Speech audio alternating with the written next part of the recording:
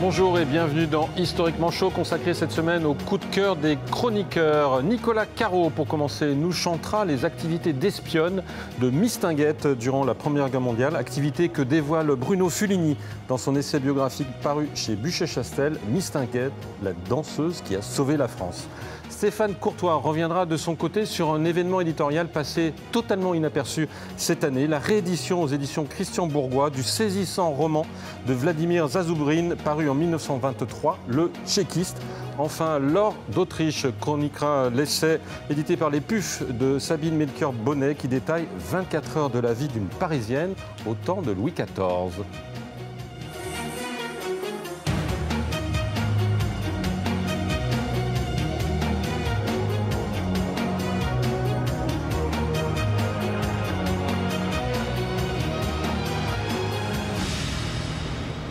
Bonjour Nicolas Caro. Bonjour Jean-Christophe. Cette semaine, vous n'allez pas nous faire découvrir l'histoire d'un lieu ou d'un personnage à la fois inconnu et extraordinaire, puisque vous allez nous parler d'une grande star française du début du XXe siècle, Mistinguett. A priori, on n'ignore pas grand-chose d'elle, sauf que le roi des enquêteurs historiques, Bruno Fuligny, est passé par là et publie un livre truffé de révélations sur Mistinguett. Génial. Mistinguett, connue, très connue, mais moi j'avoue que je ne la connaissais pas. J'étais très innocent, à part les belles gambettes, je la situais à peu près dans la période et tout ça, puis j'appelle ma nièce Mistinguett de temps en temps, voyez. Mais c'est tout. En fait, Mistinguett, j'en avais aucune idée. Bon, juste c'est sympathique, c'est rigolo, la gouaille et tout ça. Alors d'ailleurs, on lit un peu le roman, enfin le roman, c'est presque un roman, mais c'est un vrai livre d'histoire. Ça se lit comme un roman et on entend un peu l'accent, je vous le ferai pas, mais l'accent de l'époque parisien et tout ça, et puis la gouaille et cette manière de parler, ce que Bruno Fuligny arrive très bien à le rendre. Bruno Fuligny, c'est un historien, mais c'est un historien qui écrit divinement, qui a un style libre comme ça, c'est très très agréable, et qui nous parle donc de Mistinguett, mais il ne faut pas oublier le sous-titre, on va y venir tout à l'heure, la danseuse qui a sauvé la France. Mort de Mistinguett, c'est par là qu'il commence, évidemment. C'est en 1956. Après quelques semaines de malaise, elle n'est pas bien du tout, elle va mourir. On prévient Maurice Chevalier, qui est le grand Maurice Chevalier avec qui ils ont une grande histoire d'amour. Lui, il est à Las Vegas à ce moment-là. Il a accepté un show de quelques semaines à Las Vegas. Il va beaucoup le regretter. Mais il envoie un télégramme en lui disant « Tiens bon, je vais rentrer ». Et paraît-il, la belle-fille de Mistinguett lui lit le télégramme de Maurice Chevalier et elle meurt quelques minutes plus tard. Et ensuite, elle meurt donc et c'est un retentissement national et international. Ça va jusqu'en Amérique. On ne se rend plus compte en fait, à quel point Mistinguett, c'était pas seulement un personnage en France, c'était aussi un personnage puis qui n'a pas été oublié. C'est rare, assez rare pour être souligné, qui n'a pas été oublié. Parce qu'elle a continué sa carrière aussi assez longtemps après. Exactement. Sens du récit de Bruno Fuligny, donc qui commence par la mort de son héroïne et qui enchaîne ensuite avec une sorte de fausse ouverture mystérieuse avec un vieux monsieur un peu voûté, habillé de gris, qui s'avance comme ça à Vincennes, dans le château de Vincennes, qui passe le pont-levis, 83 ans, il porte ses décorations, il porte même, dit-il, une médaille militaire en avant de sa Légion d'honneur, ce qui indique, mais je l'ignorais, que c'est un officier qui était sur le front. Voilà. Et il aurait aussi pu porter, je vous le dis, je vous donne des indices, vous allez peut-être deviner au fur et à mesure, il aurait pu, mais il ne le fait pas, porter l'insigne de chevalier Grand-Croix de l'Ordre Royal de Victoria, chevalier de l'Ordre de Saint-Michel et de Saint-Georges, commandeur de l'Ordre d'Orange-Nassau, officier de l'Ordre de Léopold, j'en passe réellement une dizaine, c'est le général Gamelin. En 1956, juste après la mort de Mistinguett, qui arrive à Vincennes, aux archives de la Défense, et la sentinelle le salue, il dit « Je viens déposer un témoignage ». Donc on l'installe dans une petite pièce, un aspirant arrive, machine à écrire, tac, tac, tac, général Gamelin, etc. Gamelin, je resitue quand même, c'est un personnage incroyable aussi, hein, parce que grand héros de la Première Guerre mondiale, mais personnage maudit de la Deuxième Guerre mondiale, à qui on a reproché la défaite de 40, qui est nuancé d'ailleurs très très bien en quelques lignes dans le livre de Bruno Fuligny.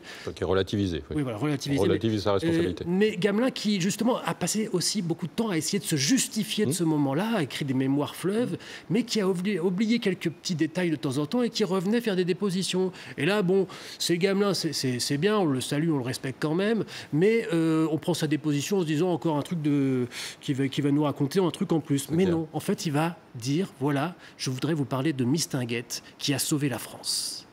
Et on savait déjà que Mistinguett avait été espionne parce qu'elle avait très peu dit, mais un petit peu dans ses mémoires. Il y avait le commandant Émile Massard en 1922 qui avait écrit un livre qui s'appelait Les espionnes à Paris et qui parlait un tout petit peu de ça, mais très peu. J'en ai parlé à Stéphane Courtois tout à l'heure qui me disait moins ils en disent, plus c'est crédible en général quand c'est des espions. Parce qu'on parle toujours de Mata Hari qui était sa rivale en fait en la matière, mais qu'on considère déjà comme une espionne avant d'être une danseuse. Mistinguett c'est l'inverse, c'est une danseuse, une chanteuse, et voilà. Et donc on y va. Pourquoi elle s'engage? C'est pendant la Première Guerre mondiale, en 1914. Son frère, Marcel, est sur le front. Maurice aussi.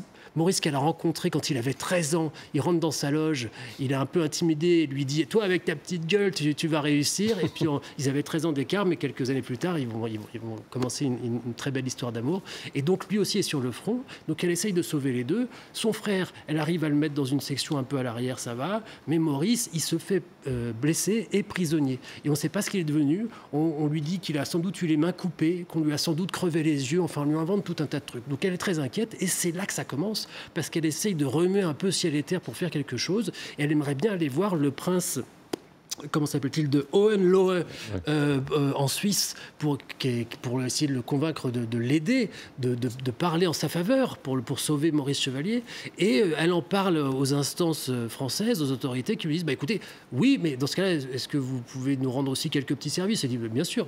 Et donc elle y va avec son vrai prétexte, c'est-à-dire aider son ami, Maurice Chevalier, et en même temps, elle va faire beaucoup plus. Donc ça marche à peu près. Elle y va, le prince la reçoit, il est très très content de la revoir. Ensuite, elle va faire plein d'autres missions à droite à gauche. Il faut préciser que ce prince, il est par ailleurs plutôt pacifiste. Oui, voilà, c'est un type neutre. Elle ne va pas fricoter avec les Allemands directement. Mais non, mais il a plein d'informations surtout, et puis il lui parle beaucoup. Il lui fait très confiance. Ensuite, elle va faire plein de missions. Je vous épargne ça, mais c'est génial à lire. Hein. C'est vraiment. Même à l'étranger. C'est pas juste au coup par coup comme ça. C'est vraiment une espionne. Et elle va même voir Alphonse XIII, le roi d'Espagne, pour s'assurer de la neutralité de l'Espagne et en même temps avoir quelques autres informations, etc. Mais elle a fait, on peut même penser qu'elle est allée un peu loin parce qu'à un moment, elle dit « C'est peut-être épatant pour son pays, mais faire ce métier-là est une chose terrible. Il y a par bonheur des gens heureux qui se contentent de gagner leur vie et d'aimer leur femme. Le reste, c'est du vent. » Et est-ce qu'elle aurait été jusqu'à des assassinats, des choses comme ça? Bon, on n'a pas les preuves, mais bon voilà. En tout cas, c'est soulevé par Bruno Fulini. On continue. Il y a Mistinguett détective qui arrive, le film.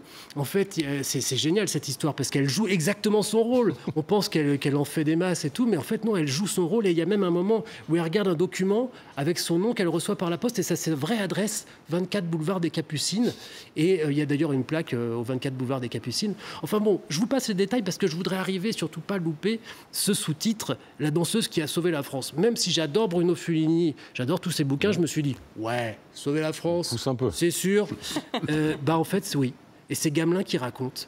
Et c'est Gamelin qui dit qu'on a nommé même Mistinguett devant lui parce qu'en 18, elle revoit le prince de Hohenlohe et elle continue à obtenir des informations. Et à un moment, il lui dit, on est en 18, hein, en juillet, ouais. Juste avant en juillet, ouais. Il dit, les Français et les Anglais nous attendent dans la Somme, mais en fait, ce sera en Champagne. Quittez Paris, mon ami. Il lui enjoint de quitter Paris parce que ce sera par la Champagne que les Allemands veulent percer les lignes. Ouais. Et c'était l'information qui manquait. Puisqu'entre-temps, il y a eu une traité de Brest-Litovsk, le front oriental contre la Russie est terminé, et donc les Allemands mettent toutes leurs forces à l'ouest. Ce sera soit l'un soit l'autre, mais il faut savoir. Et ça va se jouer au renseignement. Et les Allemands passent par la Champagne. Première ligne, ça va. Mais en fait, grâce à Mistinguett, les Français et les Alliés avaient prévu le coup. Et il y a une deuxième ligne de défense, 500 blindés. Et crac, et là, il y a 200 000 morts chez les Allemands. Ouais. Et c'est le basculement de la guerre. C'est le début de la fin. Et alors, oui, certes, Même Gamelin le dit, peut-être on l'aurait su autrement quelques jours après, il y avait beaucoup de canaux, mais n'empêche, c'est Mistinguett, c'est elle qui donne l'information et en premier. Donc c'est elle qui a vraiment sauvé la France. Elle a vraiment sauvé la France. Et d'ailleurs, il y a une sorte de plaidoyer de Bruno Fulini qui demande que, comme Joséphine Baker, et c'est justice, que comme Marguerite Kelly, et c'est justice, et ben qu'elle soit aussi décorée posthume. Alors c'est un peu compliqué. Il dit alors sinon il y aurait le Panthéon, ce vieux music-hall de marbre, dit-il. Mais voilà, il fait une lettre au président un peu officielle dans la conclusion. J'aime beaucoup et vraiment c'est palpitant à lire. Merci beaucoup Nicolas Caro. Mistinguett, la danseuse qui a sauvé la France chez Buchet-Chastel de Bruno Fulini, qui par ailleurs publie un très bel album aux éditions Alary, Voyage en France australe. Il était venu parler de ce voyage à l'occasion de la publication de son Argot des Manchots. Et bien voici la suite avec des très belles photos aussi. On arrête de sourire avec vous, Stéphane Courtois, puisque nous allons replonger dans l'enfer de la Russie du début des années 20, à l'occasion d'un événement éditorial passé vraiment inaperçu au début de cette année, qui est la réédition aux éditions Christian Bourgois de ce petit roman vrai signé Vladimir Zazoubrine, le tchéquiste. Oui, alors, vous savez que c'est la rentrée. Ça a été la rentrée scolaire il y a une dizaine de jours. C'est la rentrée d'Historiquement Chaud et de la chaîne Histoire maintenant. Et que fait le professeur à la rentrée? Eh bien, il vérifie les connaissances acquises l'année précédente. Et donc, c'est exactement ce que nous allons faire en révisant. On révise un livre de Vladimir Zazoubrine, donc le tchéquiste, qui est un livre qui a une histoire tout à fait étonnante. Alors, son auteur, Zazoubrine, n'a rien à voir avec un zazou. C'était un jeune bolchevique totalement déchaîné, qui était engagé à fond en 1917 dans la Révolution, fils d'un écrivain russe de Sibérie, lui-même jeune écrivain. Il publie en 1921 son premier livre, Deux mondes. Alors on a très bien compris Deux mondes pour un bolchevique, le vieux monde bourgeois qui s'écroule, le jeune monde communiste radieux qui arrive, et un livre très apprécié et par Lénine pour son orientation idéologique et par Gorky pour sa qualité littéraire. Donc, bon, en 1900... Prometteur. Comme auteur, et c'est donc publié. 2 ans plus tard, il écrit ce livre, Le tchéquiste, qui, en français, s'appelle Le tchéquiste. En réalité, le titre en russe s'intitule Les copeaux de bois. Les copeaux de bois, ce sont les copeaux qui volent quand on coupe un arbre à la hache, et ce sont toutes les vies qui vont voler aussi quand la révolution va détruire la vieille société. Et le titre, donc Les copeaux de bois, est sous-titré, il y a un petit sous-titre, Récit sur elle, L majuscule, et toujours sur elle. Alors c'est qui cette elle? Évidemment, c'est la Révolution, qui est le personnage central du récit. Le récit est entièrement centré sur l'action d'une tchéka. Tchéka, c'est l'organe de la terreur créé par Lénine en décembre 1917, une tchéka de province, et c'est là qu'on va avoir toute l'action va se dérouler là. Le problème, c'est que donc il a son récit qui est prêt, il le communique au service pour le publier. Là, problème, le récit est réaliste, trop réaliste. La réalité dépasse la fiction dans cette affaire. Et donc, le livre ne passe pas la censure, il n'est pas publié. Bon, la carrière de Zazoubrine se poursuit, très bien. Il devient grand chef des éditions d'État à Moscou en 1928. Évidemment, en 1937, le camarade Staline le rattrape. On n'entend plus jamais parler de Zazoubrine. Terminé. Opération terminée. Le problème, c'est qu'en 1989, sous Gorbatchev, où les choses commencent un peu à bouger, il y a quelqu'un qui, dans la bibliothèque Lénine, découvre ce manuscrit. Il en tombe stupéfait. Le livre est immédiatement traduit en russe, 89, traduit en français, 90, mais il passe totalement inaperçu. C'est la période de la grande Gorbimania. Alors c'est vraiment le livre qui dérange. Bon, on n'en parle pas. Bon. Il est republié en 2003, 5 ans après la publication du Livre noir du communisme, qui mettait quand même la question de la terreur au centre de cette histoire.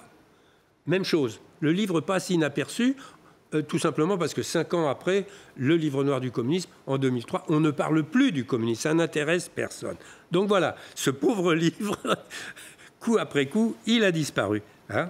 Et finalement, aujourd'hui, c'est le moment de la révision, donc on va en parler.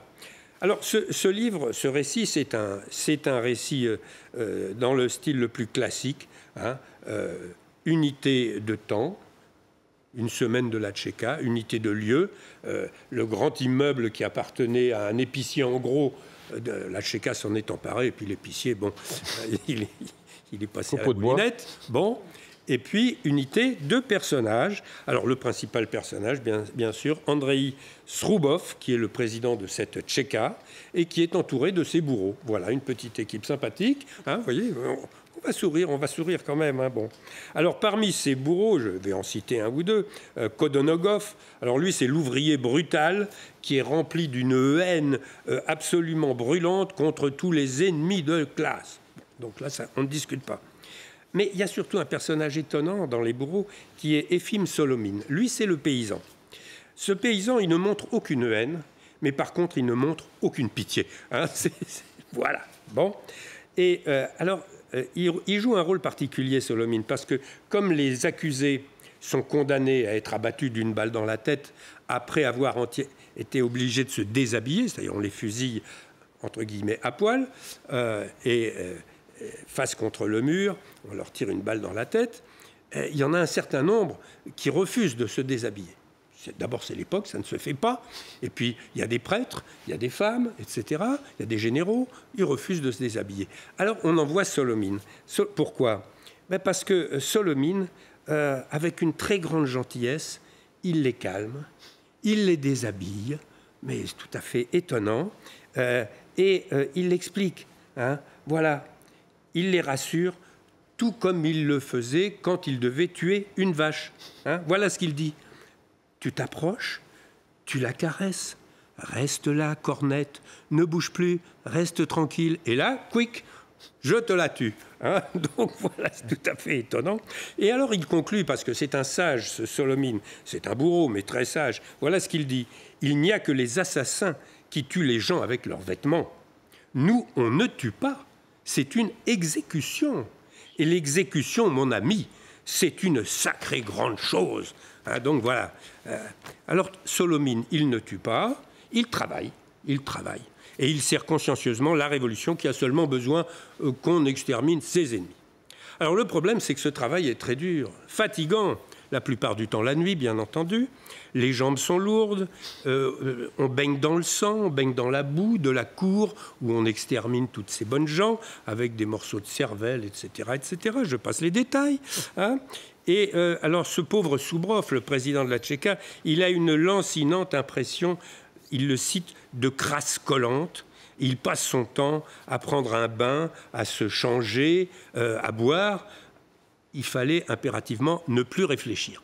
Alors le petit problème, c'est que son père, qui était un professeur de médecine connu et qui avait d'ailleurs été fusillé, mais avant d'être fusillé, il avait envoyé une lettre à son fiston, hein, en lui disant « Tu crois pouvoir bâtir le bonheur de l'humanité sur des millions d'êtres humains, torturés, fusillés, anéantis ? Tu te trompes !» Bon. Alors un autre aussi a des problèmes, c'est le bourreau Moudina. Moudina, c'est un marin, les fameux marins de Kronstadt, les plus méchants, les plus féroces, etc. Mais lui aussi, il est perturbé. Qu'est-ce qui se passe ? Il a dû fusiller son frère. Et depuis ce temps-là, il n'arrête pas de le voir revenir. C'est dur. Et il est obligé de boire. Mais attention, Soubrov, le président, lui dit « Ah non, non, à la Tchéka, il ne faut pas boire. » Bon, enfin, un petit peu quand même, si ça peut t'aider. Voilà, hein. Alors, Soubrov s'interroge quand même de temps en temps sur le sens de cette terreur, parce que à cette Tchéka, toutes les nuits, on assassine 10, 20, 30 personnes, bon, d'une balle dans la tête, hein, et il s'interroge, et là, heureusement, il y a un personnage qui s'appelle Jan Papel, qui est le chef du service de renseignement de la Tchéka, qui est là pour remettre les choses en ordre. Hein, et à cette question sur la terreur, voilà ce qu'il répond à Soubrov. Je suis un ouvrier, vous êtes un intellectuel. J'ai la haine, vous avez la philosophie. Bon, voilà une réponse très claire. Hein. Et pour ce Jan Papel, la Tchéka, c'est comme l'usine. On n'a pas le temps de réfléchir. Les machines tournent 24 heures sur 24 et n'attendent pas. Et à la Tchéka, c'est 24 heures sur 24, on n'attend pas. Alors on va aussi lire quelques pages inoubliables, une page inoubliable où Soubrov compare la terreur de la Révolution française, publique, spectaculaire, mais qui a l'inconvénient de fabriquer des martyrs, c'est très embêtant, avec la terreur secrète de la Tchéka. Ces exécutions de nuit dans une cave, pas de verdict, on détruit totalement l'ennemi dans l'anonymat des tombes, puisque personne ne sait ce que sont devenus ces gens. Alors Soubrov conclut que c'est pas mal, le hachoir, comme il l'appelle, le hachoir, c'est très bien. Alors, autre page inoubliable, celle où Soubrov rêve de la future société communiste qui se débarrassera de ses membres superflus à l'aide de gaz, on est en 1923, et qui les transformera en cirage, en vaseline, en huile de graissage, mais pour le bien de l'humanité, attention. Hein. Et Soubrov conclut, et alors, le mot cruauté disparaîtra. Magnifique. Alors bon, pour conclure, bientôt Soubrov, sa vie va vraiment partir en vrille. Hein, d'abord sa femme, une petite bourgeoise dont il a honte, le quitte. Elle a bien fait. Puis il voit arriver un adjoint, le petit juif Isaac Katz, un vieux camarade d'école, de la Tchéka aussi, qui a quand même donné l'ordre d'assassiner le père de Soubrov, qu'il connaissait pourtant très bien. Hein. Et après une exécution de masse de plus d'une centaine de condamnés qui ont été abattus au bord d'une fosse en pleine nuit, Soubrov va finalement craquer. Il rentre chez lui, il s'aperçoit dans un grand miroir qui est là sur la cheminée, et il croit d'un seul coup apercevoir son double. Alors vous savez, là, ça renvoie directement au fameux texte de Dostoïevski, Le Double. Hein, et saisi de folie, il saisit une hache, il assassine son double, en fracassant évidemment le miroir. Et l'auteur, Zazoubrine, enchaîne merveilleusement. Après, ce fut un lit dans une clinique pour maladies nerveuses. Alors j'arrête là le récit des aventures de Soubrov et je laisse au lecteur le plaisir ou l'effroi de découvrir la fin. Et je le réaffirme haut et fort, par ces temps où la violence extrême et la cruauté se déchaînent à nouveau sur le monde, je crois que chaque Français, aujourd'hui, devrait lire ce livre fondamental qui vient de fêter son centenaire. Et on n'en revient pas de se dire qu'en ayant lu ce manuscrit, on ne l'ait pas immédiatement lui-même exécuté avec ce que vous dites, et qu'il ait fallu attendre 37 pour se dire que c'était peut-être un danger pour le régime. Mais c'est que son récit est d'une telle réalité que ses lecteurs, des bolcheviks fanatiques, y adhéraient totalement, tout en disant que peut-être parfois un petit dérapage psychologique, mais pas plus. Sur le fond, la révolution était satisfaite. Le tchéquiste de Vladimir Zazoubrine aux éditions Christian Bourgois. Merci Stéphane Courtois. On repart 2 siècles et demi plus tôt avec vous, Lord d'Autriche. Vous êtes plongé dans ce petit livre signé Sabine Melchior-Bonnet, 24 heures de la vie d'une Parisienne au temps de Louis XIV. On y découvre, c'est aux éditions du PUF, pardon. Oui. Au PUF, on y découvre les habitudes, les plaisirs, les obligations de la femme parisienne aisée au XVIIe siècle, c'est-à-dire ce qui se fait de mieux au monde, selon Montesquieu, qui affirmait que quand on a été femme à Paris, on ne saurait l'être ailleurs. Ah oui, très belle citation. Et puis c'est vrai que la Parisienne du XVIIe a des rituels à respecter. Pour commencer, par exemple, la Parisienne aisée ne rend pas visite à quelqu'un avant midi. Avant le repas de midi, c'est impoli. Vraiment, c'est une règle à respecter. La Parisienne aussi des milieux aisés ne se déplace qu'en carrosse ou en chaise à porteur si elle n'a que quelques rues de Paris à traverser. Mais c'est important parce que certaines rues, évidemment, beaucoup de rues même de Paris à l'époque de Louis XIV ne sont pas sûres. Il y a des vols, il y a des crimes, il y a de la prostitution. Il y a parfois des colères qui grondent, comme en 1661, une période de famine intense qui avait fait que la ville de Paris avait mis en place des boulangeries ambulantes dans plusieurs rues de Paris. Donc il fallait faire attention à tout ça. Même chose quand elle se promène, la Parisienne de l'époque de Louis XIV. Il y a des heures, on ne va pas se promener au jardin des Tuileries à n'importe quelle heure. Qui plus est, lorsqu'on n'est plus une jeune femme. Quand on n'est plus une jeune femme, on va plutôt se promener dans les jardins en fin de journée, lorsque le soleil décline. Voilà, c'est ce qui va avec l'âge, malheureusement. Les femmes adorent se retrouver dans les jardins. Bien sûr, elles se racontent les nouvelles, Elles parlent de leurs nouvelles étoffes, de leurs bijoux. Elles sont toujours frivoles à cette époque-là, mais elles gagnent en indépendance. Pas mal d'entre elles ont lu Descartes, qui meurt en 1650, et Descartes qui expliquait que les femmes ont les mêmes aptitudes que les hommes. Les femmes, à l'époque, commencent à aller, pour les milieux les plus aisés, bien sûr, au théâtre, à apprécier l'art, à lire des romans. Au théâtre, elles découvrent les pièces de Molière. Molière remporte à cette époque ses premiers succès.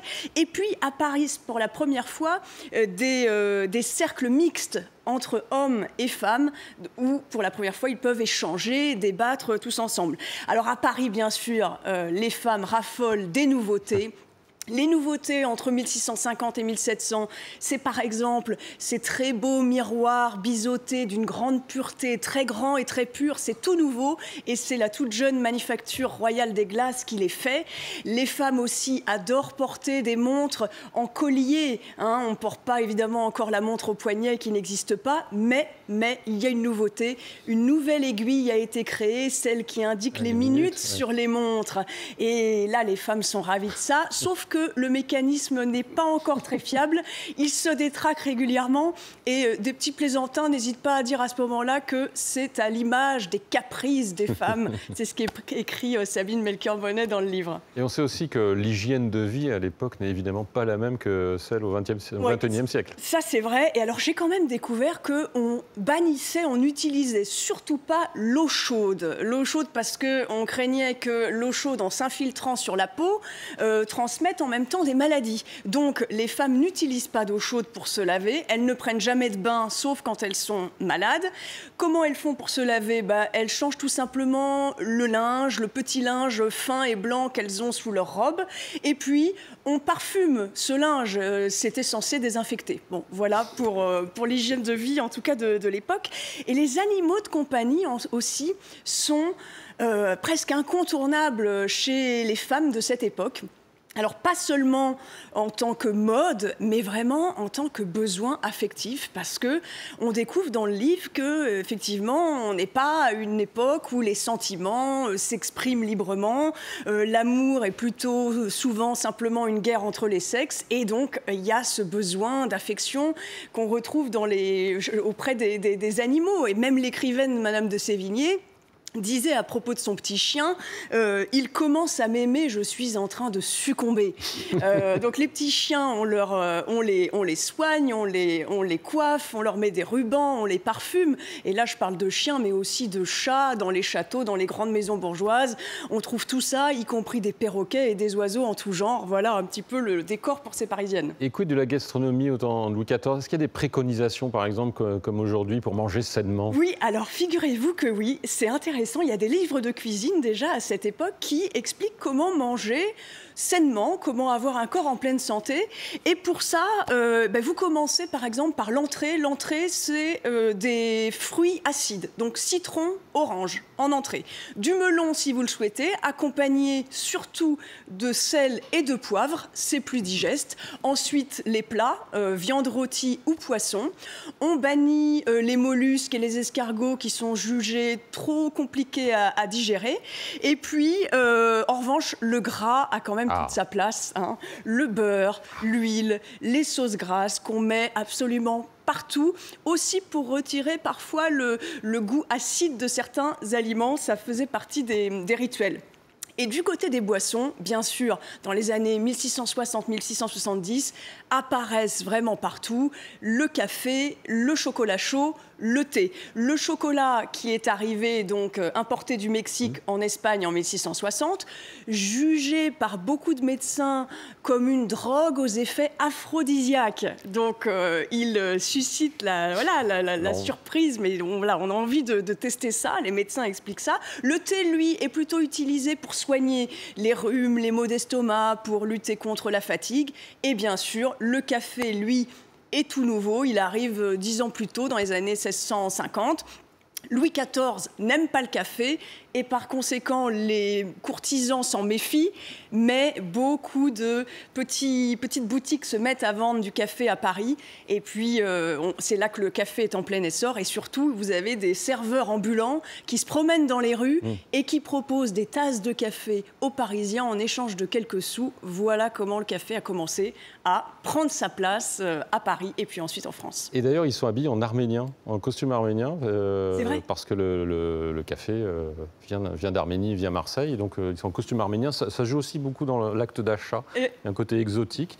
Et c'est vrai que ça, c'est l'époque qu'a ouvert le Procope, je pense. Oui, c'est fin exactement, 17e c'est à cette Paris. époque-là. Oui, tout à fait. Merci beaucoup, Lord d'Autriche. Sabine Melchior-Bonnet, 24 heures de la vie d'une Parisienne au temps de Louis XIV, aux presses universitaires de France. Et avant de nous quitter, permettez-moi de vous signaler la série documentaire inédite Hitler et les ingénieurs du Troisième Reich, Albert Speer, Werner von Braun, Ferdinand Porsche, bien entendu. 2 fois 3 épisodes qui sont diffusés les 23 et 30 septembre à partir de 20h50. Merci encore à tous les trois. Je vous retrouve la semaine prochaine pour un nouveau Historiquement Chaud.